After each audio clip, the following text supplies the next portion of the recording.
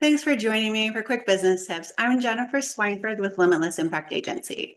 I'm going to ask you a question. If Instagram, TikTok, or LinkedIn just got shut off tomorrow morning, would you still have a business? And I don't mean, would you have a logo, a website, an LLC? I mean, would you have a way to talk to customers, generate new leads, and make sales that same afternoon? Or would you simply turn off the lights and go back to bed? If the answer makes your stomach a little queasy, trust me, you are not alone, but you're in a very dangerous position. So today, as we wrap up our 3-part podcast series about asset transformation and business foundations, where we've talked about measuring your metrics, creating a clear marketing message. Today is part 3, and we are going to tackle the piece behind all of it. It is the transformation system that runs it all. We're going to talk about how to get off the exhausting content hamster wheel that is social media and to stop building your entire business on land that you don't own. I'm going to share with you a story that absolutely broke my heart about what happens when a platform pulls the rug out from under you.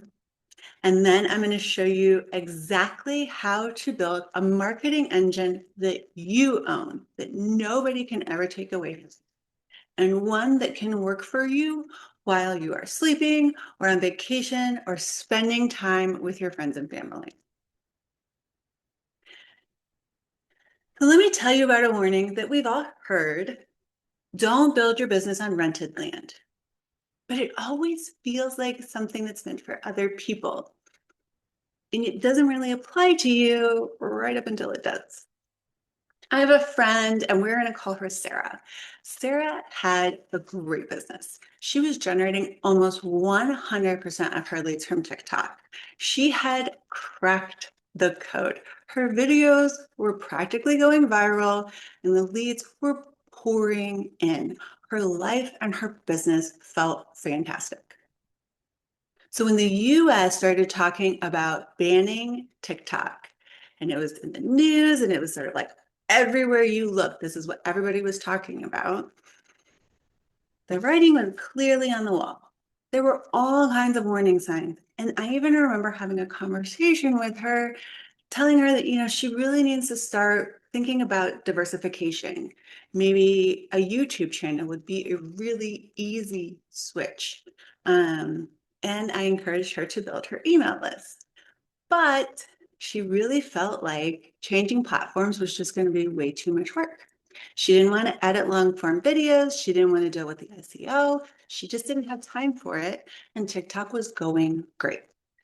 She didn't believe that they would actually shut this down because there were just too many people making money from TikTok. So she felt safe. But then it happened. The ban went through, and overnight, all of her leads dried up. She had no way to contact her followers.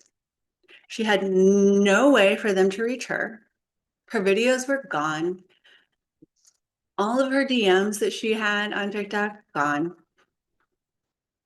And the story is heartbreaking because she thought that building a second asset like YouTube or an email list was just going to be too much work. Because she decided to avoid that work, she was facing the hardest reality of all, and that was rebuilding her business from ground zero. And this is the danger of building on rented land. Because when your entire business is built on a social media platform or any other platform, you are simply a tenant. You are sharecropping somebody else's farm. The landlord, whether it's the government or an algorithm change or your ad account being shut down, they can just evict you anytime they want. And you don't get to bring in the rest of the crops that you planted in that field 3 or 4 months earlier.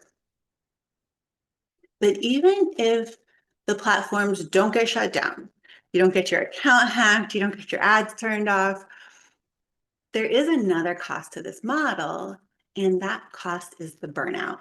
because social media, no matter what platform you're on, feels a lot like a hamster wheel.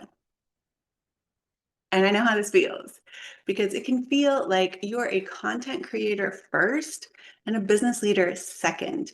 Now, my benefit is I run a marketing company. So whether I'm creating content for myself or my clients, I typically enjoy it, but it's still not something that I would do if I weren't getting a return on that investment.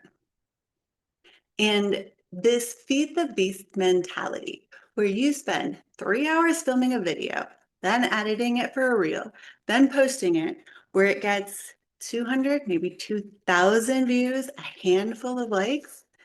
24 hours later, in most cases, nobody's even seeing it anymore. It's become irrelevant because it's buried so deep in the feed, nobody's ever going to see it again. What do? You have to create a new video and edit that video.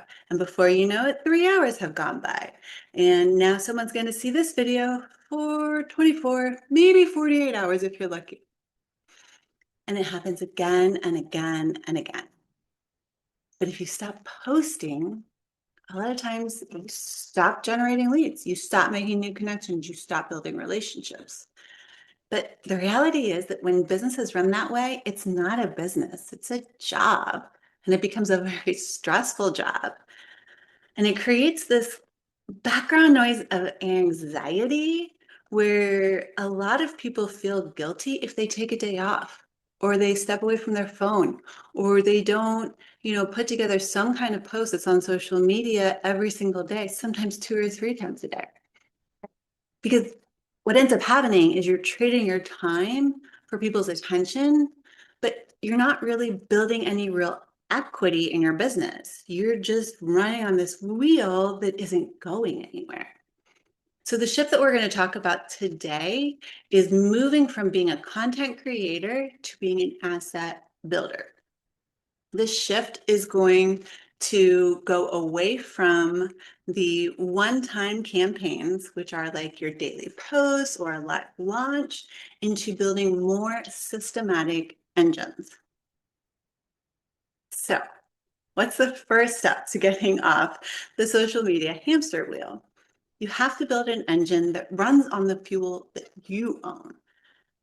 And the most powerful, profitable, secure engine that you can build is super simple. It's not sexy, it's not new, but it works better than anything else out there right now. And that is your email database. Your email list is one of the only assets, marketing assets, that you truly own. Mark Zuckerberg cannot take it away from you. The government cannot ban it. The algorithm can't hide it. And when you press send, your emails land in the inbox, period. But if you have a list, that doesn't automatically make it an engine because an engine requires movement. So if you want to start building out this asset today, I'm going to recommend a specific strategy. It's not about creating a complicated funnel for cold traffic. That comes later. Instead, I'm going to recommend that we start harvesting the low-hanging fruit that's just sitting there waiting for you. So instead of worrying about bringing in new leads, pause for a second and look at the leads that you already have. Maybe it's a stack of business cards on your desk, past clients that you've worked with, whether it's pulling them from old emails or hopefully some kind of a bookkeeping invoicing software. You can also look at people that you talked to on the DMs 3-4 months ago and put everyone together into one database.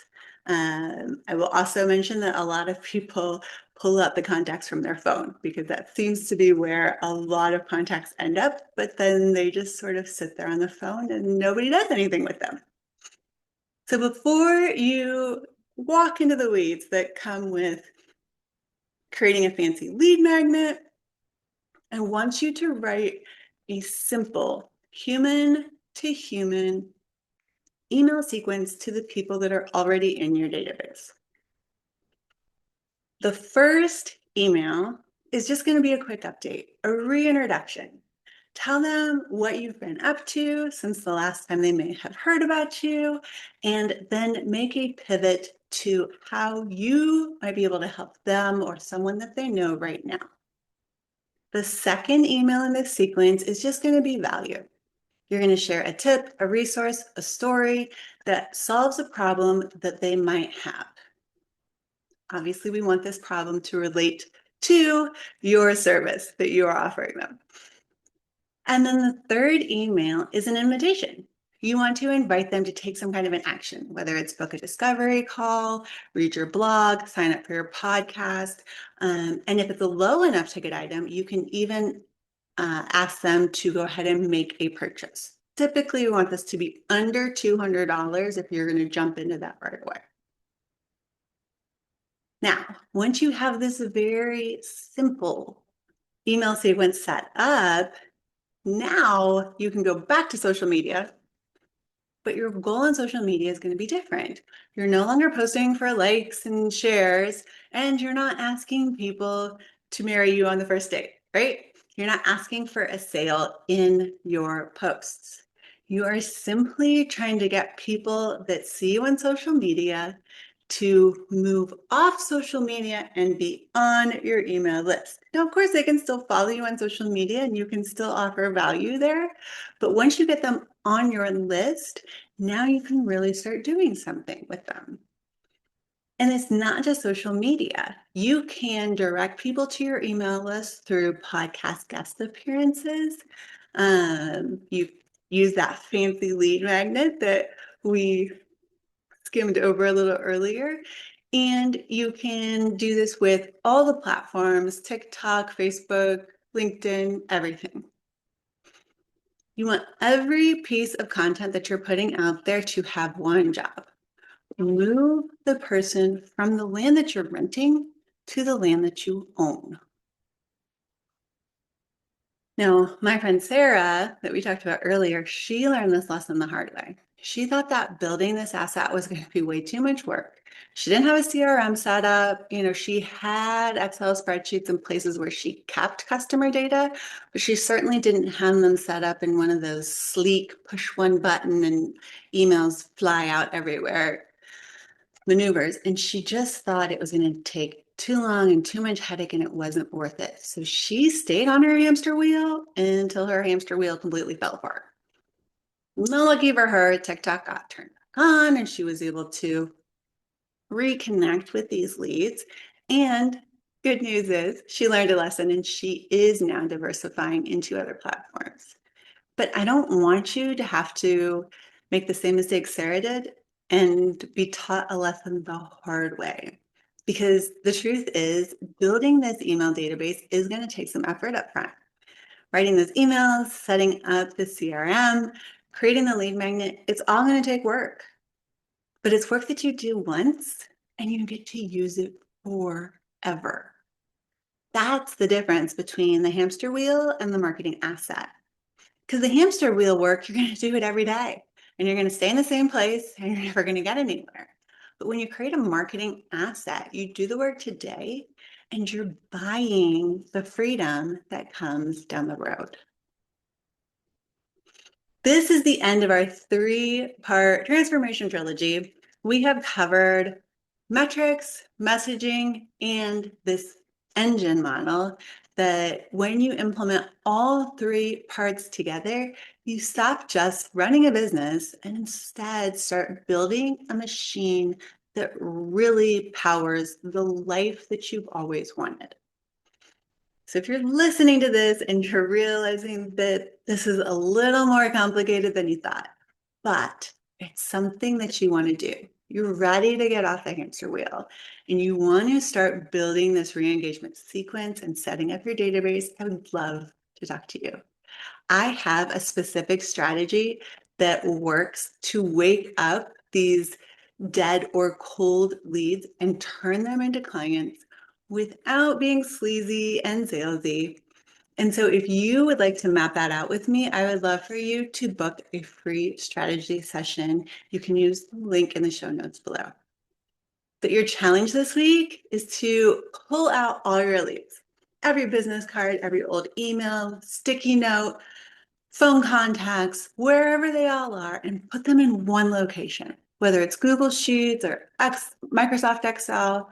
Have them in a place that you can easily access. Digitized is obviously the ideal situation because that is going to be the first step to setting up any CRM that you decide to go with. And once you pull it all together, you will realize how big of a gold mine you've been sitting on this whole time. All you have to do is build the engine to go dig for that gold. So until next time, keep leading with integrity, serving with heart, and building your own limitless impact.